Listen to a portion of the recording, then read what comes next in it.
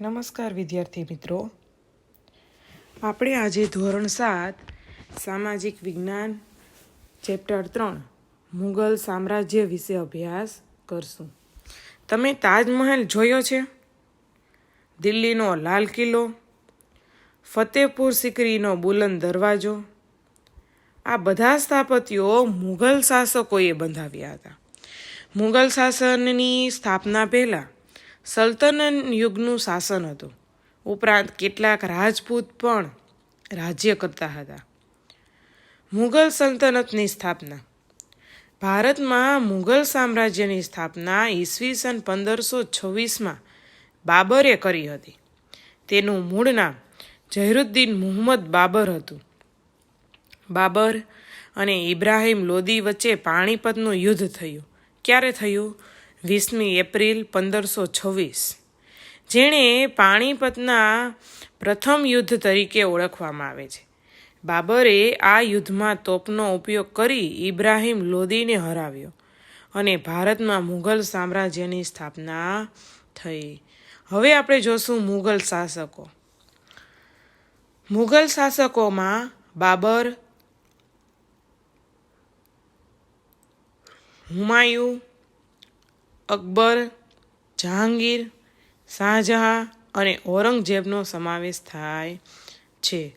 એમાં સૌપ્રથમ આપણે બાબર વિશે અભ્યાસ કરશું. બાબર કુશાગ્ર બુદ્ધિવાળો અને શક્તિશાળી યોદ્ધા હતો. તે ફારસી અને અરબી ભાષાનો જાણકાર, પ્રકૃતિ પ્રેમી અને લેખક હતો. તેણે તેની આત્મકથા તુજુક એ બાબરી એટલે કે બાબરનામા લખી હતી અને જે વિશ્વ સાહિત્યની પ્રસિદ્ધ કૃતિ છે. હુમાયું તો કે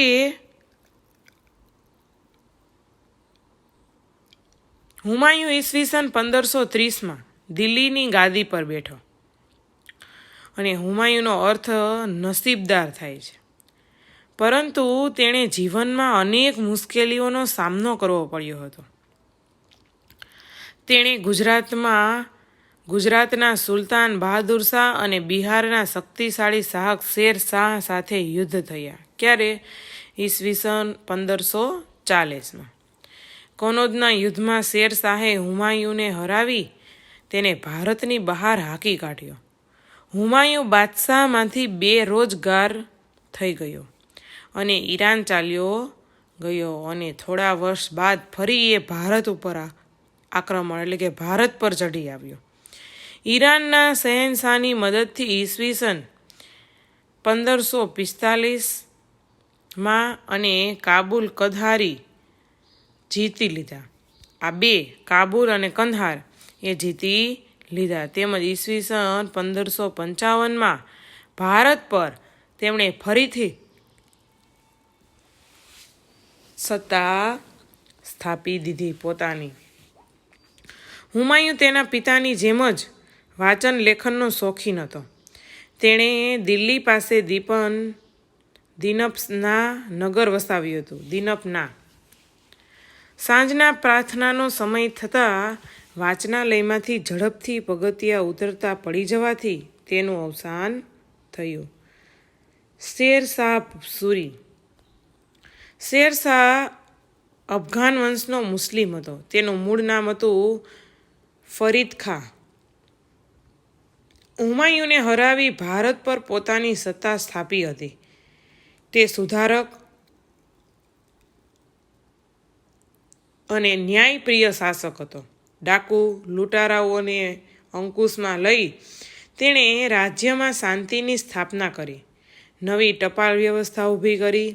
તેણે વેપારીઓ અને યાત્રાળુઓ માટે ધર્મશાળાઓ બંધાવી હતી. રૂપિયાનું ચલણ શરૂ કરાવ્યું હતું. વિશાળ સેના નિર્મિત કરી હતી.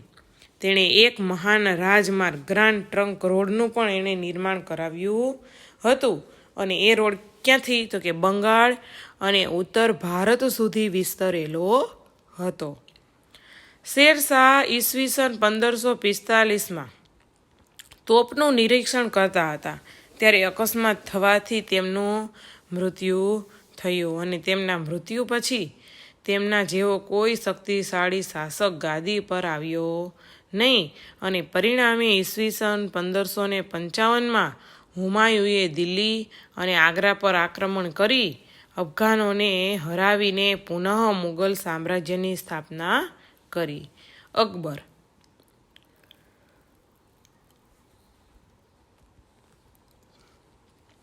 અકબર રાજા તરીકે ભારતના ઇતિહાસમાં ગણનાપાત્ર સ્થાન ધરાવે છે. તેનો જન્મ ઈસવીસન 1542માં અમરકોટના હિન્દુ રાજપૂત રાજાના ઘેરે થયો હતો. હુમાયુના અવસાન બાદ માત્ર 14 વર્ષની વયે તે દિલ્હીનો બાદશાહ બન્યો હતો. હુમાયુના અવસાન બાદ અકબર અને હેમુ વચ્ચે ઈસવીસન 1556માં પાણીપતનું બીજું યુદ્ધ થયું, જેમાં અકબરનો વિજય થયો. અકબરે પંજાબથી બંગાળ અને દિલ્હીથી ગુજરાત સુધીના મોટાભાગના રાજ્યો એ સ્થાપિત કર્યું હતું. એના ઉપર એણે પોતાનું શાસન છે એ સ્થાપિત કર્યું હતું. અકબર અને મેવાડના રાણા પ્રતાપ વચ્ચે બહુ જ જાણીતું હલ્દી ઘાટીનું યુદ્ધ થયું હતું. અકબરે કાબુલ, કાશ્મીર, બલુચિસ્તાનથી દક્ષિણમાં અહેમદનગર સુધી પોતાની વિજય યાત્રા એટલે કે પોતે વિજય મેળવ્યો હતો અને પોતે વિશાળ સામ્રાજ્યનું સર્જન કર્યું હતું. અકબરે ફતેહપુર સિકરીને પોતાની રાજધાની બનાવી અને અનેક ભવનોનું પણ નિર્માણ કર્યું. અકબરે હિન્દુઓ પ્રત્યે ઉદાર નીતિ અપનાવી રાજપૂત સાથે સામાજિક સંબંધોની શરૂઆત કરી હતી. તેણે રાજપૂતોની સેનાના ઉચ્ચ પદો પર નિમણૂક કરી હતી. એટલે કે એ જે રાજપૂતો હતા બરાબર, એમાં સેનામાં એણે ઉચ્ચ સ્થાન આપ્યું હતું. રાજપૂતોએ પણ પોતાની વીરતા અને સાહસથી અકબરને ભારત વિજય માટે ખૂબ જ મદદ કરી હતી. અકબર બિન સાંપ્રદાયિક રાજા હતો કે પોતાના રાજ્યમાં કોઈ પણ વ્યક્તિ કોઈ પણ ધર્મ પાળે તો એમાં કોઈ પણ પ્રકારની એવી જબરજસ્તી હતી નહીં.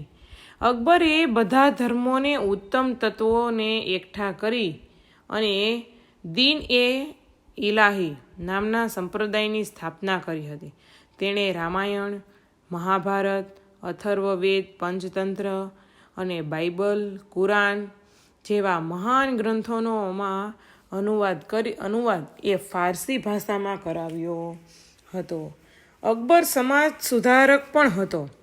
તેણે બાળ લગ્ન અને સતી પ્રથાનો વિરોધ કર્યો હતો કે એ સમયે નાના હોવા છતાં પણ એમના લગ્ન કરી દેવામાં આવતા. અને સતી પ્રથા કે કોઈ પણ સ્ત્રીનો પતિ મૃત્યુ પામે તો તેની પાછળ તેને પણ સતી થઈ જવાનો રિવાજ હતો. એ રિવાજોનો એમણે વિરોધ કર્યો હતો. તેણે યાત્રાવેરો નાબૂદ કર્યો હતો. બળજબરીપૂર્વક ધર્માંતરણ પણ કે એક ધર્મમાંથી બીજા ધર્મમાં પરિવર્તન પર પ્રતિબંધ મૂક્યો હતો. અકબરના સમયનું ભારત આર્થિક રીતે સમૃદ્ધ હતું. તેણે સામાજિક સહિષ્ણુતાના યુગનો પ્રારંભ કરાવ્યો હતો. ઈસવીસન 1605માં તેનું અવસાન થયું અને ત્યારે મોટાભાગનું ભારત એ મુગલ સામ્રાજ્યમાં સમાવિષ્ટ હતું. ત્યારબાદ જહાંગીર અકબરે સ્થાપેલા મહાન સામ્રાજ્યને સાચવવાનો વારસો એ જહાંગીરને મળ્યો. તેણે અકબરની નીતિઓને ચાલુ રાખી હિન્દુઓ અને સારા સંબંધો સ્થાપિત કર્યા. તેણે અસમ અને દક્ષિણ ભારતમાં ગોલકોંડા સુધી વિજય મેળવ્યો હતો. બરોબર છે, એટલે કે અહીંયા જો લાલ ગોલકોંડા અરબ સાગરની બાજુમાં, બીજાપુરની બાજુમાં, ત્યાં સુધી તેમણે વિજય મેળવ્યો. તેમની પત્ની નૂરજહાં ચતુર અને પ્રભાવશાળી હતી. અનેક કલાઓને પ્રોત્સાહન આપ્યું હતું. જહાંગીરના સમયમાં ચિત્રકલાનો ખૂબ જ વિકાસ હતો. તે પોતે પણ મહાન ચિત્રકાર હતો. ઈસવીસન 1627માં તેમનું જહાંગીરનું અવસાન થતાં તેનો પુત્ર શાહજહાં એ ગાદી પર આવ્યો. શાહજહાં તો કે તેમણે ક્યાં સુધી શાસન કર્યું તો કે 1627થી 1658. શાહજહાંનું હુલામણું નામ ખુરમ હતું. તેણે દક્ષિણ ભારતનો વિજય કર્યો. તે તેના પિતા જેટલો જ શક્તિશાળી કલા સ્થાપત્યનો ચાહક હતો.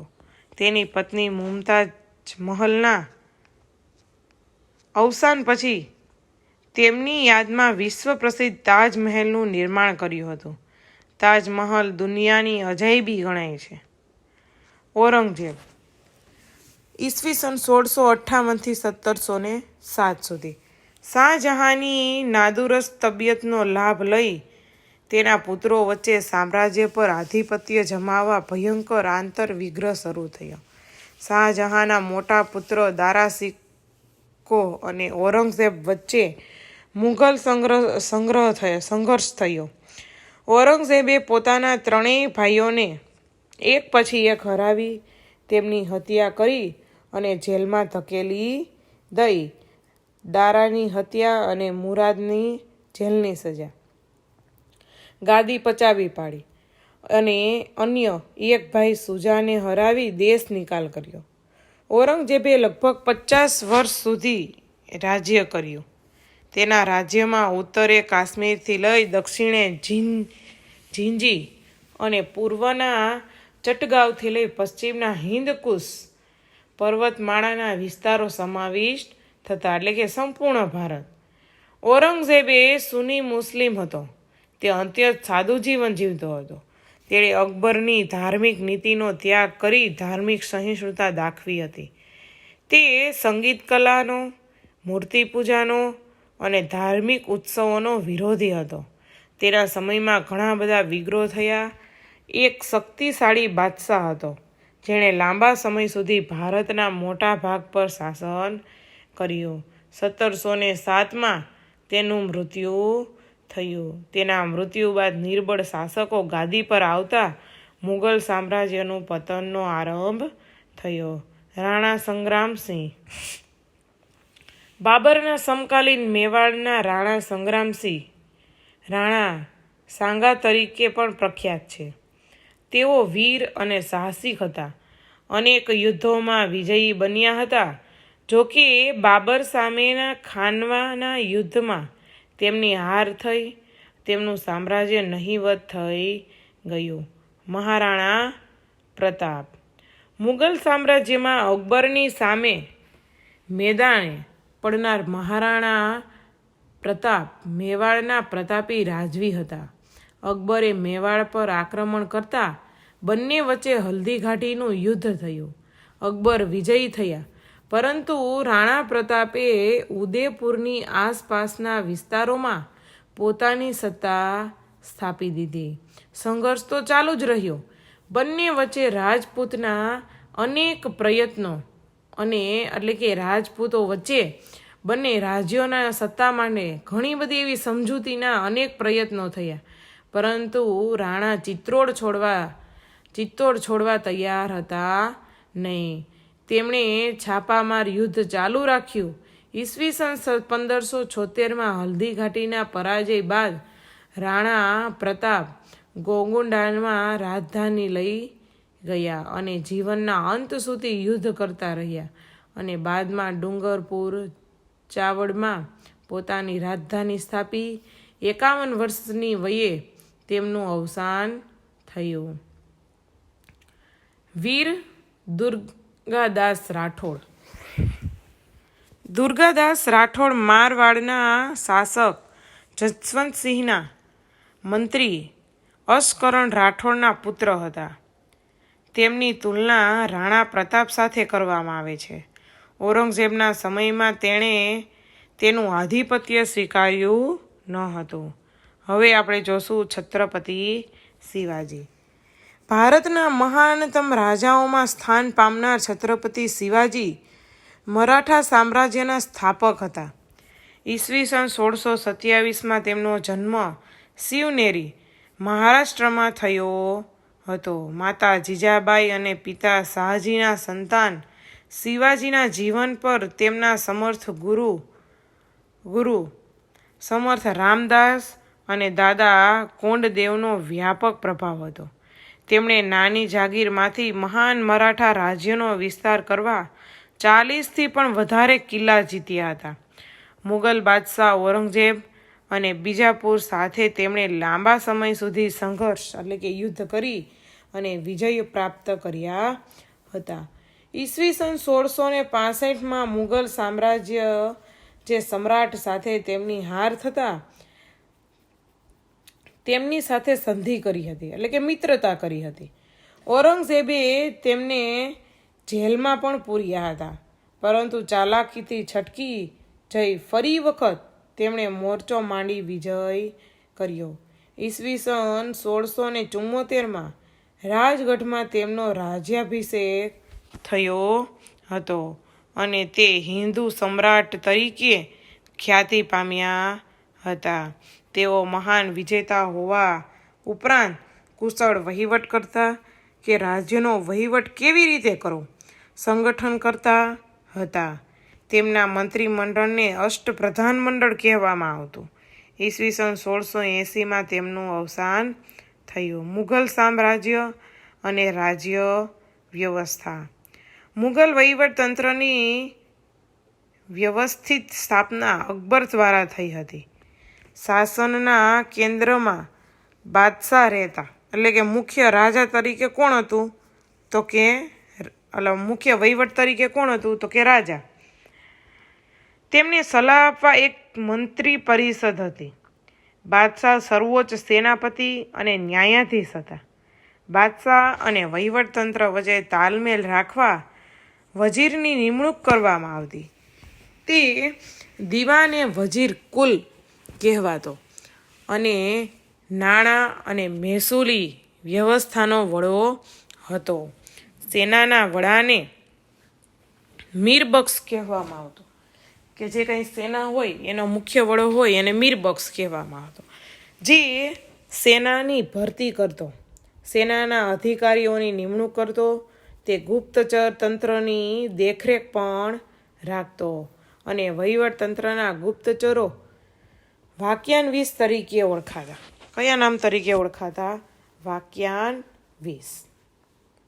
સમ્રાટની અંગત જરૂરિયાતનું ધ્યાન રાખવા મીર એ સામાન નામનો એક વિભાગ હતો, જે સરકારી કારખાઓનો વડો અને ન્યાય વ્યવસ્થાનો વડો કાઝી હતો. મહેસૂલ વ્યવસ્થા. અકબરે ભારતમાં એક નવી જ મહેસૂલ વ્યવસ્થાનો આરંભ કર્યો હતો. તેણે મનસબદારી વ્યવસ્થા તરીકે ઓળખવામાં આવતી કે જે કંઈ મહેસૂલ ઉઘરાવવાનો આરંભ કર્યો તેને મનસબદારી વ્યવસ્થા તરીકે ઓળખવામાં આવતી. મહેસૂલનો દર વાર્ષિક ઉપજ 1/3 ભાગ જેટલો. અકબરની મહેસૂલી વ્યવસ્થાનો સ્થાપક ટોડરમલ હતો. એટલે કે મહેસૂલ એટલે કે ઉપજનો 3 ભાગ છે એ મહેસૂલ તરીકે ભરવાનો રહેતો. મનસબદારી પદ્ધતિ સેના અને મહેસૂલ એમ બંને સાથે સંકળાયેલી હતી. મનસબદારી પદ્ધતિ એટલે કે જે મહેસૂલની નવી શરૂઆત કરી હતી, બરોબર છે, અને 1/3 ભાગ જેટલો મહેસૂલ ભરવામાં આવતો.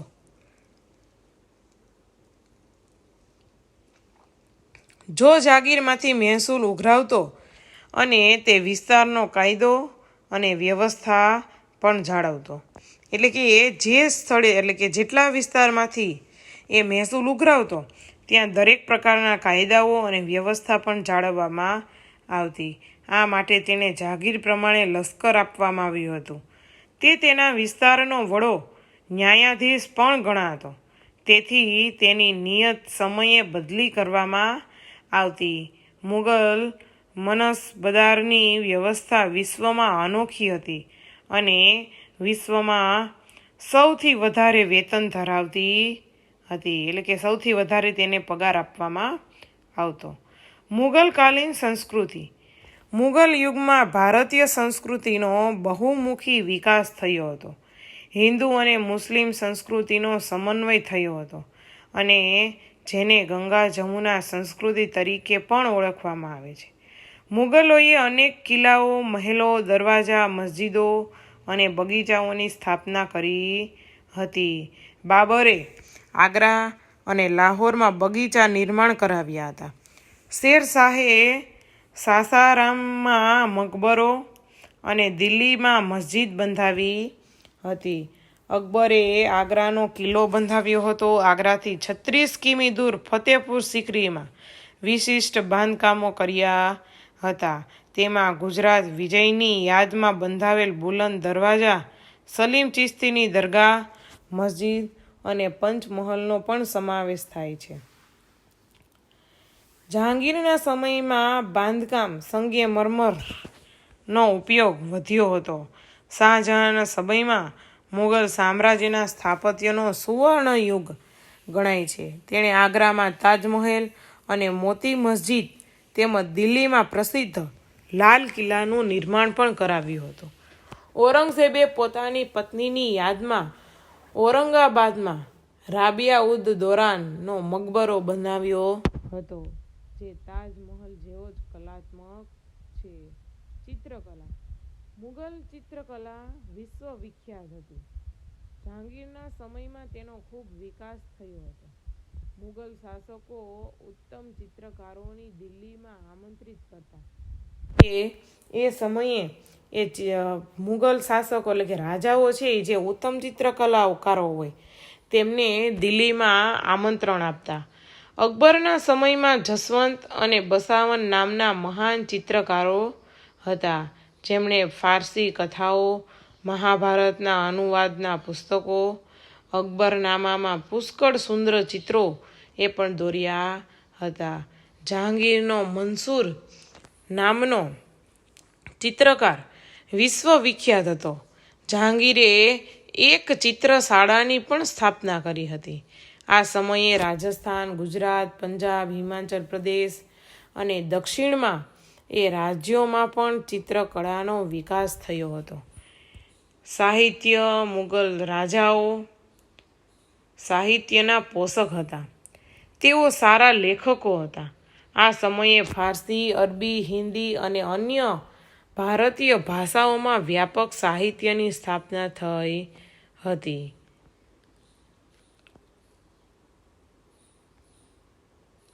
અબુલ ફઝલે અકબરનામા નામના ગ્રંથમાં અકબરની જીવનકથા લખી છે.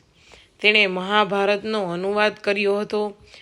ભારતીય ભાષાઓમાં શ્રી કૃષ્ણના જીવન પર આધારિત ઘણું સાહિત્ય રચાયું હતું. મરાઠીમાં એકનાથ, જ્ઞાનેશ્વર અને સ્વામી રામદાસ ભક્તિ સાહિત્યની સ્થાપના કરી હતી. સંગીત. અકબર સંગીતનો જ્ઞાતા હતો. તેમાં નવરત્નોમાં તાનસેન મહાન શાસ્ત્રીય ગાયક હતા, જેણે અનેક રાગો પર રચના કરી હતી. સમાપન. ઈસવીસન 1526માં સ્થાપેલ મુગલ સામ્રાજ્ય ઈસવીસન 1707માં ઔરંગઝેબના મૃત્યુ બાદ પતન તરફ ધકેલાયું. કોઈ શક્તિશાળી શાસકના અભાવે ભારત નાના નાના રાજ્યોમાં વહેંચાઈ ગયું. એટલે કે મુગલ સામ્રાજ્યમાં મુગલ સામ્રાજ્ય જે કાંઈ એની વહીવટ, એનું સામાજિક જે કાંઈ રચના, એ જે કાંઈ ટૂંકમાં એનો અભાવ, એટલે કે એવું વહીવટતંત્ર એનો અભાવ હતો. આથી છેલ્લે એ શક્તિશાળી શાસક, કોઈ શક્તિશાળી રાજા આવ્યો હતો નહીં, કે જેને કારણે ભારત છે એ નાના નાના રાજ્યોમાં વહેંચાઈ ગયું. જેમાં મુગલ વંશના નિર્બળ શાસકો એટલે કે નબળા રાજાઓ, હૈદરાબાદના નિઝામ, બંગાળ બિહારના નવાબ, રાજસ્થાનના રાજપૂત રાજ્યો, મરાઠા, પંજાબનું શીખ રાજ્ય વગેરેનો સમાવેશ થાય છે. આ બધા રાજ્યો એકબીજા સાથે ઝઘડતા રહેતા. પરિણામે તેઓ નિર્બળ બનતા રહ્યા. આવા સંજોગોમાં યુરોપમાંથી વેપાર કરવા આવેલી કંપનીઓ એ ભારતમાં શાસન સ્થાપવાના સપનો સેવવા લાગી અને વિદેશી વેપારની શરૂઆત થઈ. અહીંયા આપણું આ પ્રકરણ પૂર્ણ થશે.